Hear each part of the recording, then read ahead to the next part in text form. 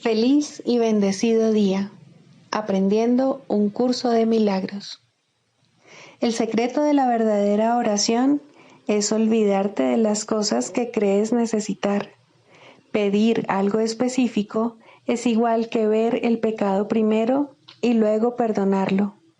Del mismo modo, al orar pasas por alto tus necesidades específicas, tal como las ves, y las dejas en manos de Dios. Ahí se convierten en los regalos que le haces, pues le dicen que no antepondrás otros dioses a Él, ni que quieres otro amor que el suyo. Este libro es un comienzo, no un final.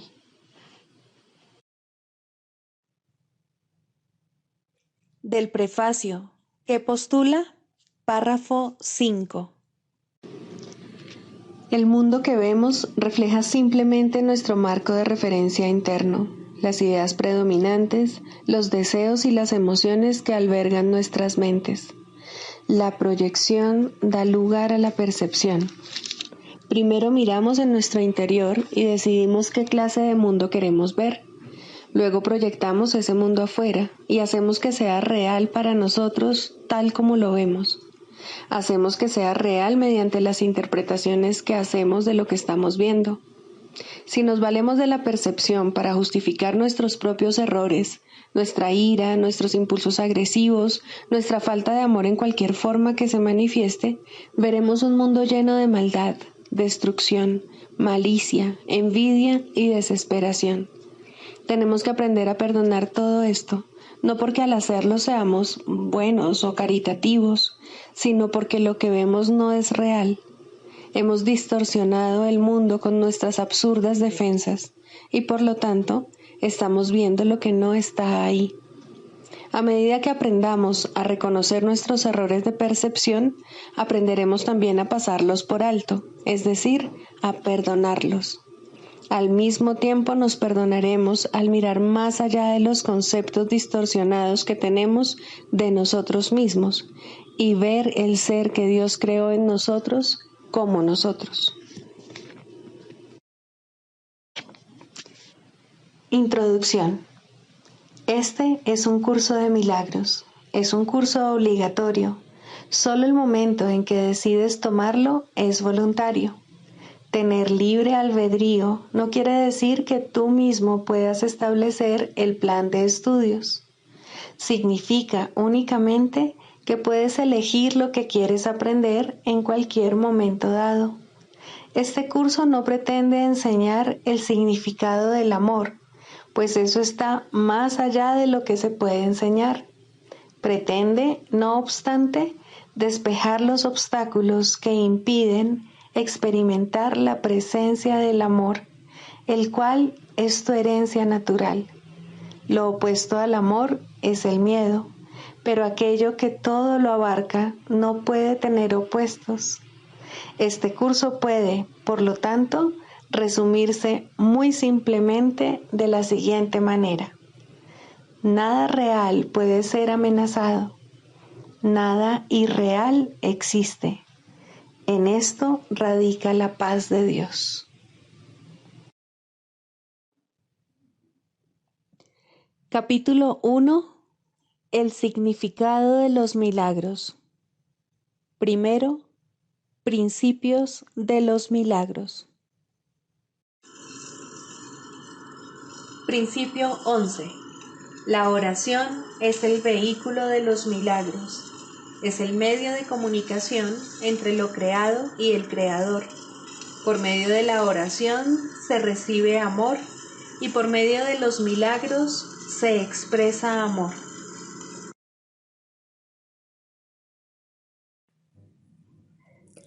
Capítulo 2. La separación y la expiación. Tercero, el altar de Dios. Solo puedes aceptar la expiación dentro de ti, liberando la luz interior. Desde la separación, las defensas se han usado casi exclusivamente para defenderse contra la expiación y mantener así vigente la separación. Generalmente esto se manifiesta como una necesidad de proteger el cuerpo. Las múltiples fantasías corporales a las que las mentes se entregan proceden de la creencia distorsionada de que el cuerpo puede usarse como un medio para alcanzar la expiación. Percibir el cuerpo como un templo es únicamente el primer paso en el proceso de corregir esta distorsión, ya que solo la altera en parte. Dicha percepción del cuerpo ciertamente reconoce que la expiación en términos físicos es imposible. El siguiente paso, no obstante, es darse cuenta de que un templo no es en modo alguno una estructura. Su verdadera santidad reside en el altar interior en torno al cual se erige la estructura. Hacer hincapié en estructuras hermosas es señal de que se teme a la expiación y de que no se está dispuesto a llegar al altar en sí. La auténtica belleza del templo no puede verse con los ojos físicos. La visión espiritual, por otra parte, al ser una visión perfecta, no puede ver la estructura en absoluto. Puede, no obstante, ver el altar con perfecta claridad. Para que la eficacia de la expiación sea perfecta, a ésta le corresponde estar en el centro del altar interior, desde donde subsana la separación y restituye la plenitud de la mente. Antes de la separación, la mente era invulnerable al miedo, ya que el miedo no existía. Tanto la separación como el miedo son creaciones falsas que tienen que deshacerse a fin de que se pueda restaurar el templo y abrir el altar para que reciba la expiación. Esto supone el fin de la separación al poner dentro de ti la única defensa eficaz contra todo pensamiento de separación, haciendo de este modo que seas absolutamente invulnerable. El que todos acepten la expiación es solo cuestión de tiempo. Tal vez parezca que esto contradice su libre albedrío, dada la inevitabilidad de la decisión final, pero en realidad no es así. Puedes aplazar lo que tienes que hacer y eres capaz de enormes dilaciones, pero no puedes desvincularte completamente de tu Creador, quien fija los límites de tu capacidad para crear falsamente. Una voluntad aprisionada engendra una situación tal que, llevada al extremo, se hace completamente intolerable. La resistencia al dolor puede ser grande, pero no es ilimitada. A la larga, todo el mundo empieza a reconocer, por muy vagamente que sea, que tiene que haber un camino mejor. A medida que este reconocimiento se arraiga más, acaba por convertirse en un punto decisivo en la vida de cada persona. Esto finalmente vuelve a despertar la visión espiritual y al mismo tiempo mitiga el apego a la visión física. Este alternar entre los dos niveles de percepción se experimenta normalmente como un conflicto que puede llegar a ser muy agudo. Aún así, el desenlace final es tan inevitable como Dios. La visión espiritual, literalmente, no puede ver el error y busca simplemente la expiación. Todas las soluciones que los ojos del cuerpo buscan se desvanecen. La visión espiritual mira hacia adentro e inmediatamente se da cuenta de que el altar ha sido profanado y de que necesita ser reparado y protegido. Perfectamente consciente de la defensa apropiada, la visión espiritual pasa por alto todas las demás y mira más allá del error hacia la verdad. Debido a la fuerza de su visión, pone a la mente a su servicio. Esto restablece el poder de la mente y hace que las demoras le resulten cada vez más intolerables al darse cuenta de que lo único que hacen es añadir dolor innecesario. Como resultado de ello, la mente se vuelve cada vez más sensible a lo que antes habría considerado solo pequeñas molestias. Los hijos de Dios tienen derecho al perfecto bienestar que resulta de tener perfecta confianza. Hasta que no logran esto, se agotan a sí mismos y desperdician sus verdaderos poderes creativos en fútiles intentos de obtener un mayor bienestar valiéndose de medios inadecuados. Sin embargo, los medios reales ya les han sido provistos y no requieren esfuerzo alguno por su parte. La expiación es la única ofrenda digna de ser ofrecida en el altar de Dios, debido al valor que el altar en sí tiene. Fue creado perfecto y es absolutamente digno de recibir perfección. Entre Dios y sus creaciones existe una perfecta interdependencia. Él depende de ellas porque las creó perfectas. Les dio su paz para que nada las pudiese alterar ni engañar. Siempre que tienes miedo, te engañas a ti mismo y tu mente no puede servir al Espíritu Santo. Eso te deja hambriento, pues te niega el pan de cada día. Dios se siente solos sin sus hijos y sus hijos se sienten solos sin Él. Tienen que aprender a ver el mundo como un medio para poner fin a la separación. La expiación es la garantía de que finalmente lo lograrán.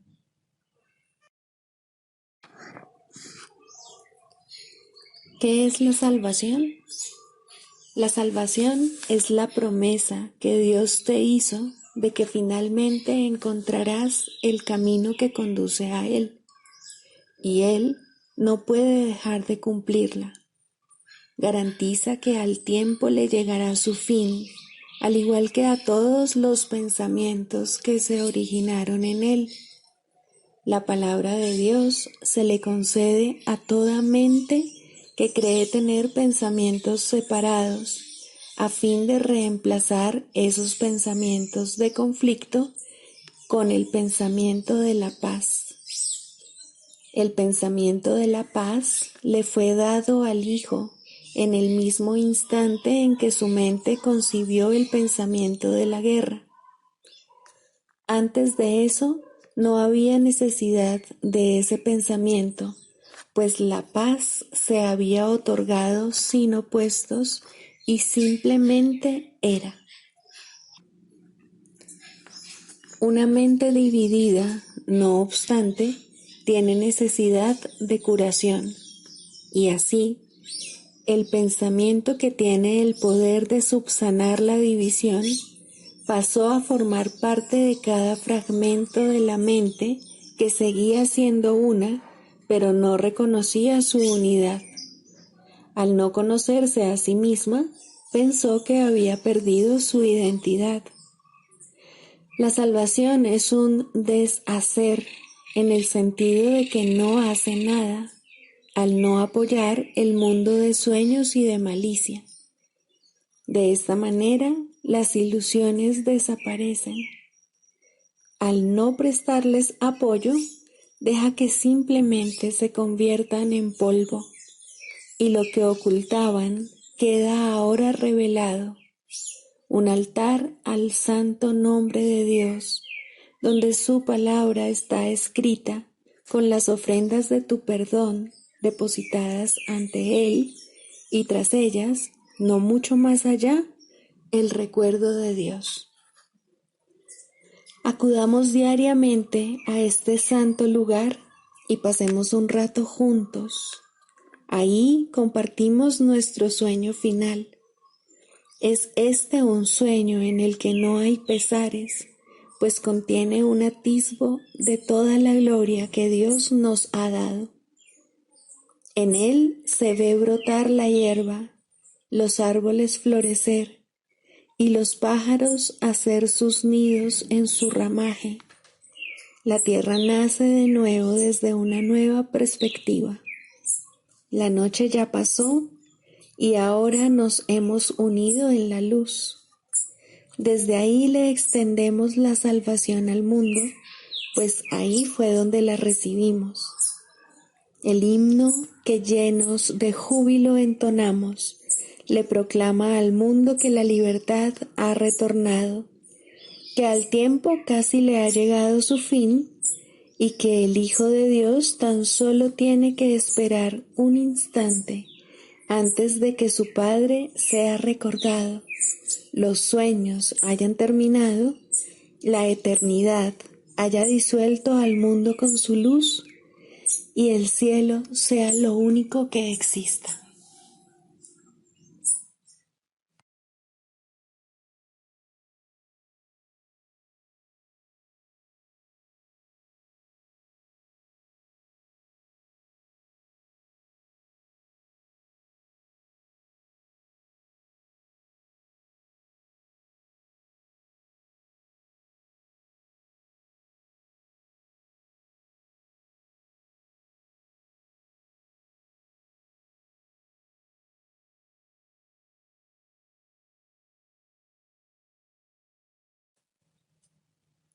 Lección 239.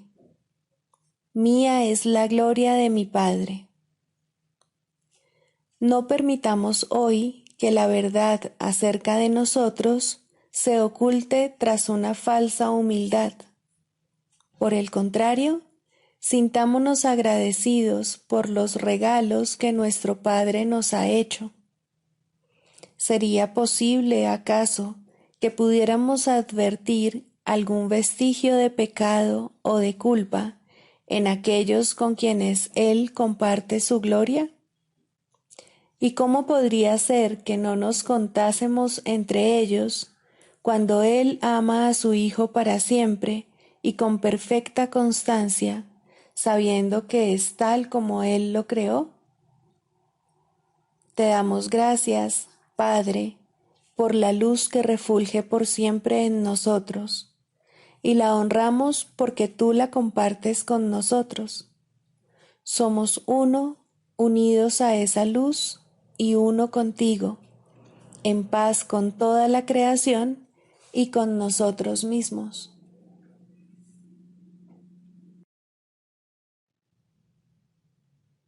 Del Manual para el Maestro, pregunta 4.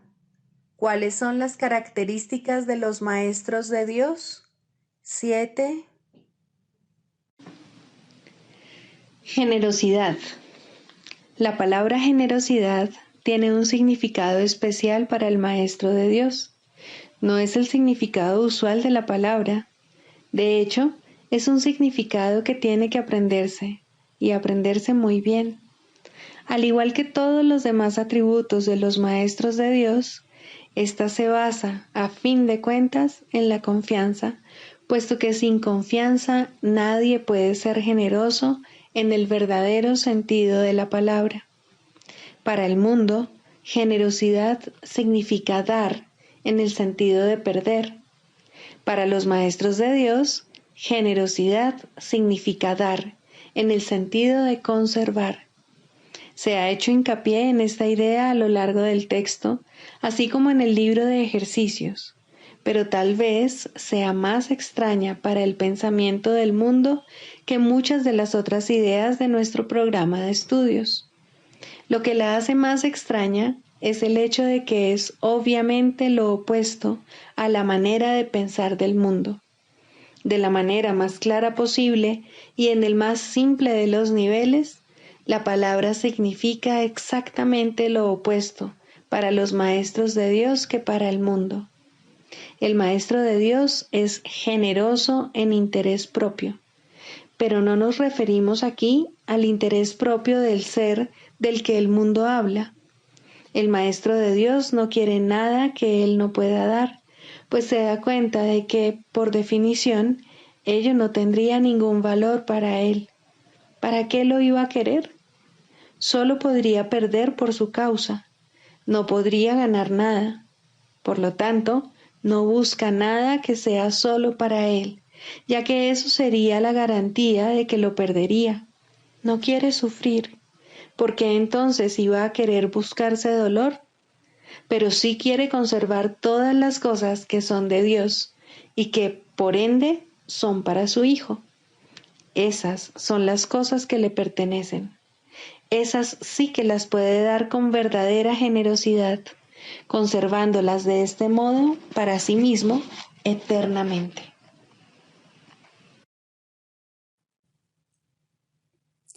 Manual para el Maestro 27. ¿Qué es la muerte?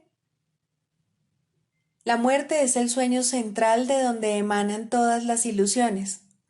¿No es acaso una locura pensar que la vida no es otra cosa que nacer, envejecer, perder vitalidad y finalmente morir? Ya hemos planteado esta pregunta anteriormente, pero ahora debemos examinarla con mayor detenimiento. La creencia fija e inalterable del mundo es que todas las cosas nacen para morir.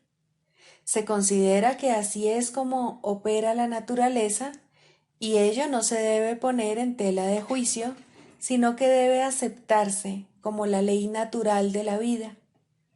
Lo cíclico, lo cambiante y lo incierto, lo inestable y lo inconstante, lo que de alguna manera crece y mengua siguiendo una trayectoria determinada, es lo que se considera la voluntad de Dios. Y nadie se pregunta si un creador benigno hubiese podido disponer algo así.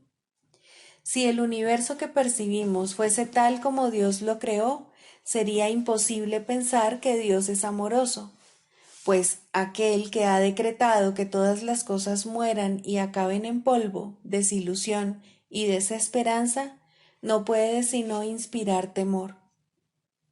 Tu insignificante vida está en sus manos, suspendida de un hilo que Él está listo para cortar sin ningún remordimiento y sin que le importe, tal vez hoy mismo. Y aun si esperase, el final es seguro de todas formas.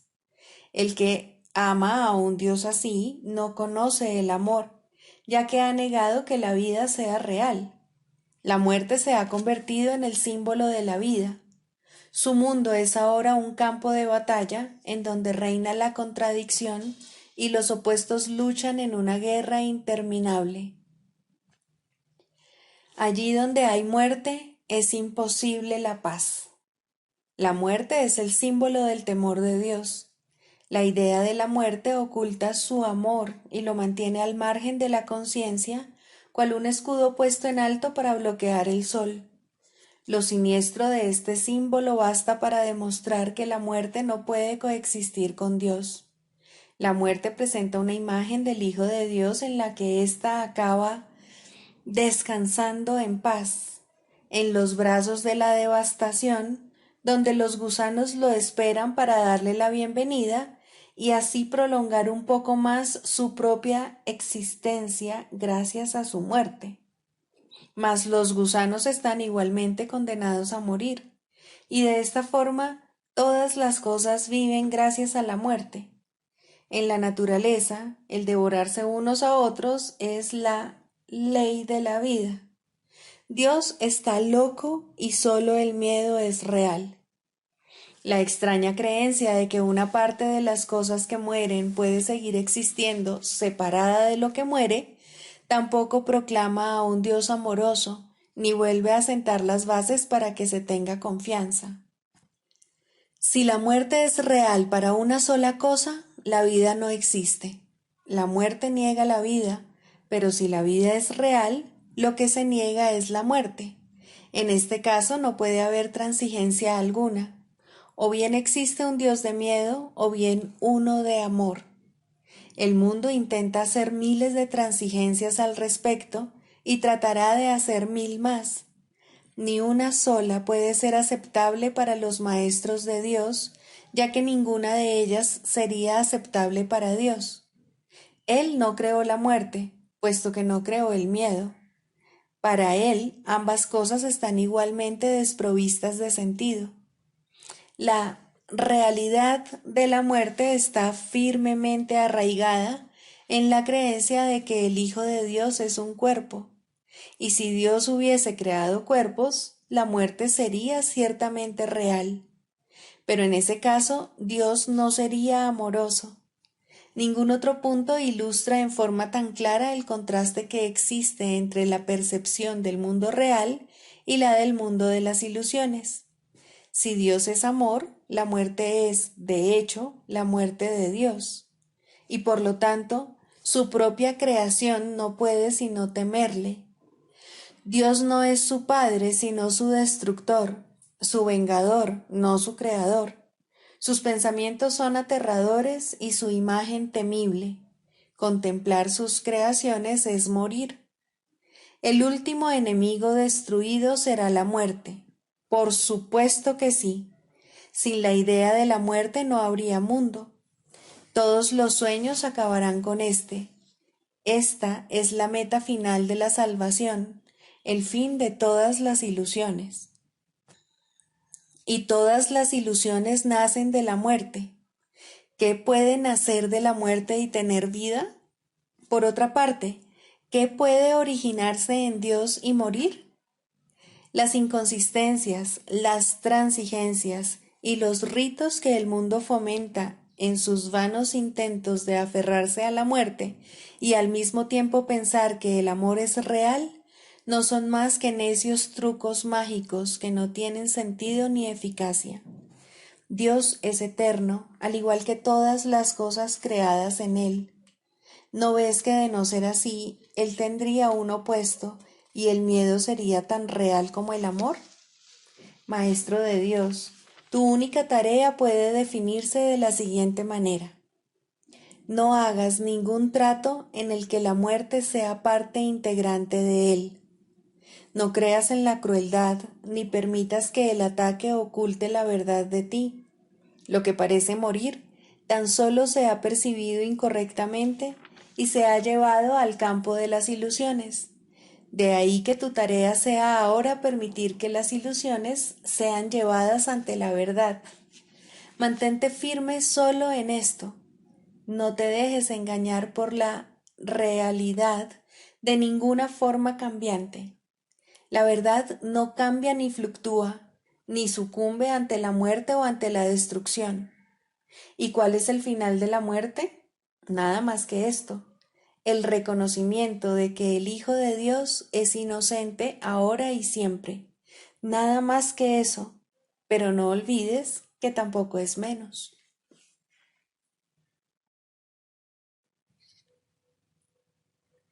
Clarificación de términos. Introducción. Este no es un curso de especulación filosófica, ni está interesado en una terminología precisa. Se orienta únicamente hacia la expiación o corrección de la percepción. El medio de la expiación es el perdón. La estructura de la conciencia individual es esencialmente irrelevante, puesto que es un concepto que representa el error original o pecado original. Estudiar el error en sí no conduce a la corrección, si es que en efecto quieres tener éxito en poder pasarlo por alto. Y es precisamente este proceso de pasar por alto lo que el curso se propone enseñar. Todos los términos son potencialmente polémicos y quienes buscan controversia la encontrarán, mas quienes buscan clarificación también la encontrarán. Deben estar dispuestos, no obstante, a ignorar la controversia, reconociendo que es una defensa contra la verdad que se manifiesta en forma de maniobras dilatorias. Los argumentos teológicos como tales son necesariamente polémicos, ya que dependen de creencias y, por lo tanto, pueden ser aceptados o rechazados. Una teología universal es imposible, mientras que una experiencia universal no solo es posible, sino necesaria. Alcanzar esa experiencia es lo que el curso se propone. Solo cuando ésta se alcanza es posible la consistencia, porque solo entonces se acaba la incertidumbre. Este curso opera dentro del marco de referencia del ego, pues ahí es donde se necesita. No se ocupa de lo que está más allá de todo error, ya que está planeado únicamente para fijar el rumbo en dirección a ello. Por lo tanto, se vale de palabras, las cuales son simbólicas y no pueden expresar lo que se encuentra más allá de todo símbolo. El ego es el único que pregunta, puesto que es el único que duda. El curso simplemente ofrece otra respuesta, una vez que se ha planteado una pregunta. Dicha respuesta, no obstante, no recurre a la inventiva o al ingenio. Estos son atributos del ego. El curso es simple, tiene una sola función y una sola meta. Solo en eso es totalmente consistente, pues solo eso puede ser consistente. El ego exigirá muchas respuestas que este curso no provee. El curso no reconoce como preguntas aquellas que solo tienen la apariencia de preguntas, pero que son imposibles de contestar. El ego puede preguntar ¿cómo sucedió lo imposible? ¿A qué le ocurrió lo imposible? Y lo puede preguntar de muchas maneras, mas no hay una respuesta para ello, solo una experiencia. Busca solo esta y no permitas que la teología te retrase. Notarás que el énfasis que el curso pone en las cuestiones estructurales es muy breve y solo tiene lugar al principio. Dicho énfasis desaparece muy pronto para dar paso a la enseñanza central. Sin embargo, puesto que has pedido aclaraciones, a continuación se ofrecen unas cuantas para algunos de los términos utilizados.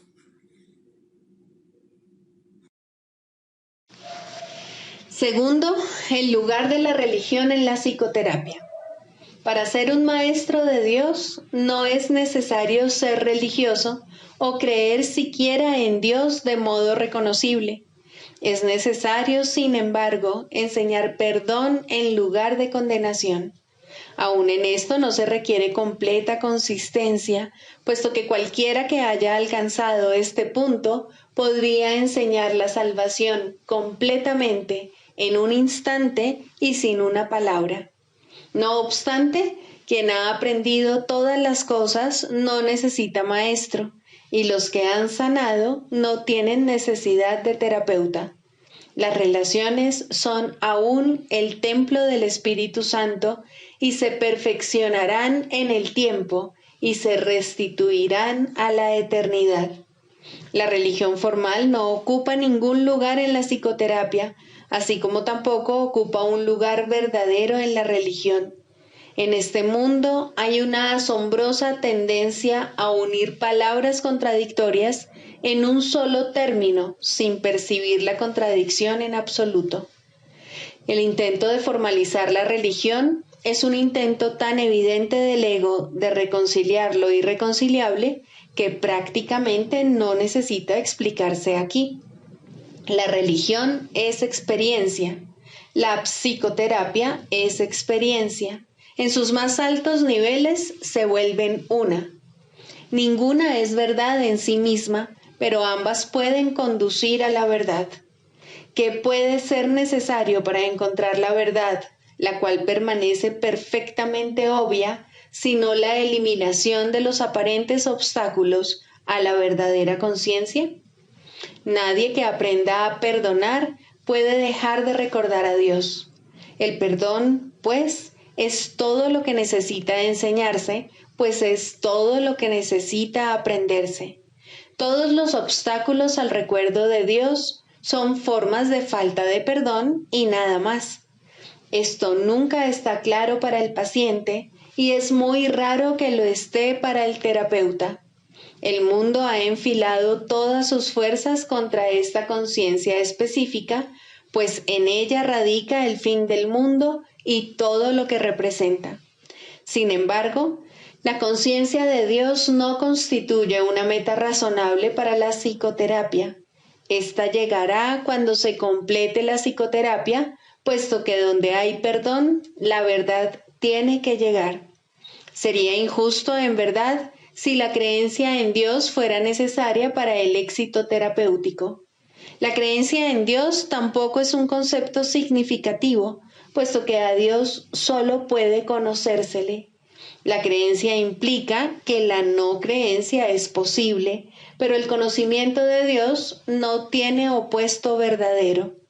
No conocer a Dios es no tener ningún conocimiento, y es a esto a lo que conduce toda falta de perdón. Y sin el conocimiento, uno solo puede tener creencia. Diferentes ayudas de aprendizaje resultan atractivas para gente diferente. Algunas formas de religión no tienen nada que ver con Dios y algunas formas de psicoterapia no tienen nada que ver con la sanación.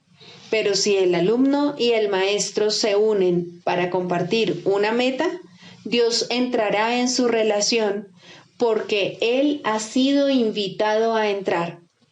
De la misma manera, una unión de propósito entre el paciente y el terapeuta restituye al predominio el lugar de Dios, primero a través de la visión de Cristo y luego a través de la memoria de Dios mismo.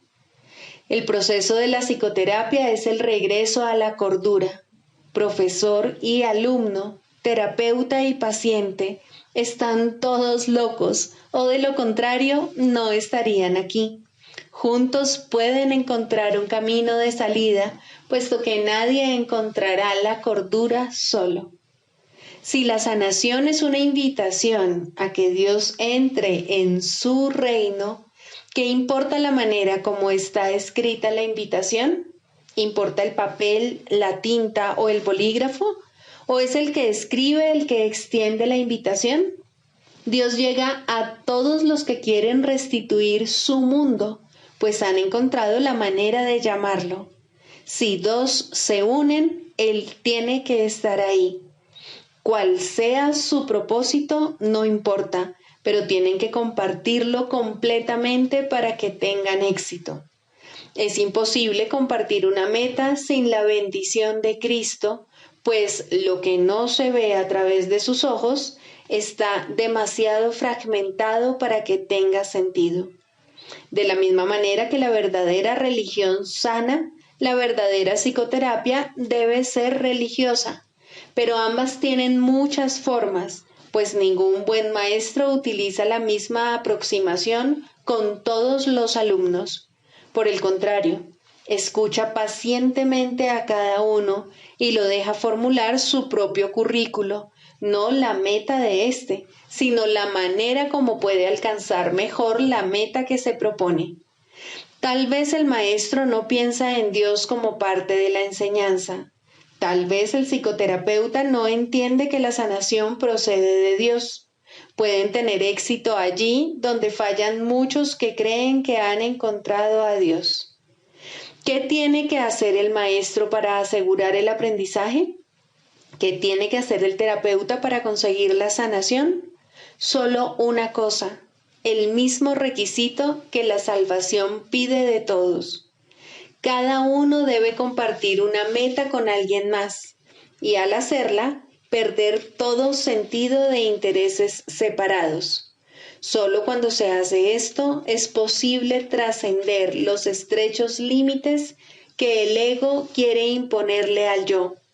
Solo al hacer esto, maestro y alumno, terapeuta y paciente, tú y yo podemos aceptar la expiación y aprender a darla tal como se recibió. La comunión es imposible si se está solo. Nadie que permanece aparte puede recibir la visión de Cristo. Se le está ofreciendo, pero no puede extender su mano para recibirla.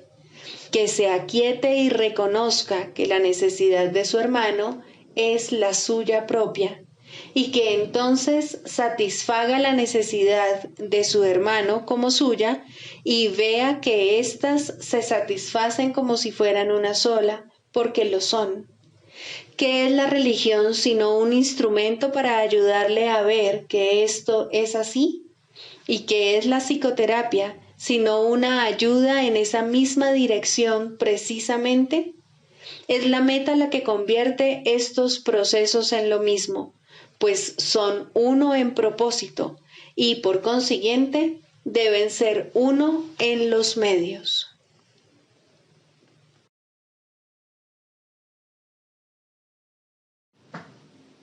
El canto de la oración. Quinto, el final de la escalera. La oración es un camino a la verdadera humildad, y aquí se eleva lentamente una vez más y crece en fuerza, amor y santidad. Deja que abandone el suelo desde donde comienza a elevarse hacia Dios, y la verdadera humildad vendrá por fin a agraciar la mente que pensó que se enfrentaba al mundo sola. La humildad trae paz, porque no afirma que tú debas regir el universo, ni juzgar las cosas en función de cómo tú quisieras que fuesen. Deja a un lado felizmente todos los insignificantes dioses, no con resentimiento, sino con honestidad y con el reconocimiento de que no sirven para nada.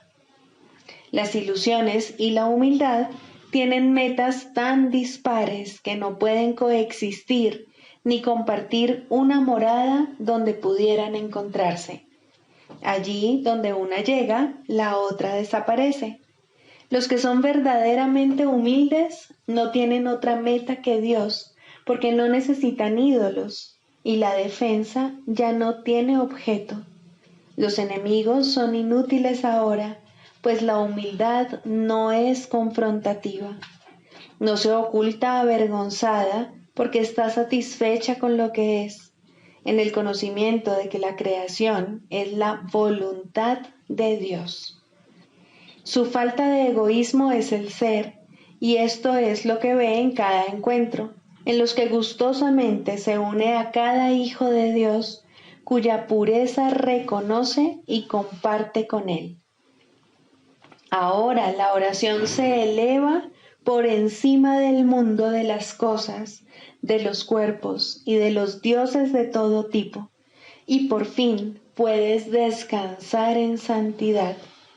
La humildad ha venido a enseñarte cómo entender la gloria que es tuya por ser hijo de Dios, y a reconocer la arrogancia del pecado. Un sueño ocultaba la faz de Cristo de ti, mas ahora puedes contemplar su impecabilidad. La escalera ha llegado muy alto, ya casi estás en el cielo. Es muy poco lo que queda por aprender antes de que la jornada finalice. Ahora puedes decir a todo aquel que venga a unirse contigo en oración: no puedo ir sin ti, pues eres parte de mí. Y así es, en verdad. Ahora puedes orar solo por lo que realmente compartes con Él, pues has comprendido que nunca se marchó y que tú, que parecías estar solo, eres uno con Él. Este es el final de la escalera, pues ya no hay nada más que aprender. Ahora te encuentras ante el umbral del cielo con tu hermano a tu lado. Los jardines son amplios y serenos, pues ahí el lugar señalado para el momento en que debías venir ha estado esperando por ti desde hace mucho. Ahí finaliza el tiempo para siempre. En ese umbral La eternidad misma se une a ti. La oración se ha convertido en lo que siempre estuvo destinada a ser, pues has reconocido al Cristo en ti.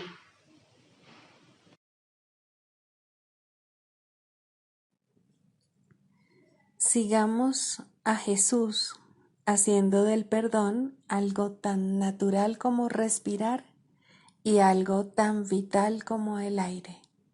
Amén.